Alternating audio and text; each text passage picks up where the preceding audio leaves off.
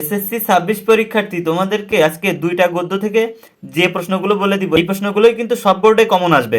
এবং এই প্রশ্নগুলো, এই যে প্রশ্নগুলো বলে দিব, এগুলো জ্ঞানমূলকেও আসতে পারে এবং এমসিকিউতে আসতে পারে। দেখো আমি শেষে বলে দিব ভিডিওর শেষে, তার আগে বলে নিচ্ছি।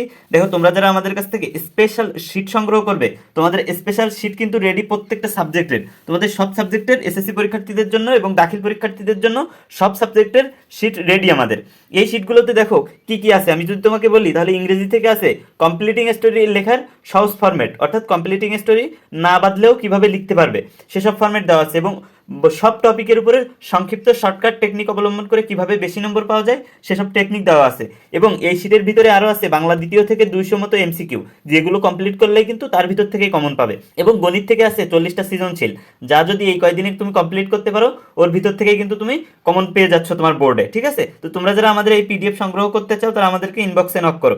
কবিতা সেই দিন এই মাঠ থেকে, নৌকাগুলো কোথায় এসে লেগেছে, এটা কিন্তু তোমার এমসিকিউতে আসতে পারে।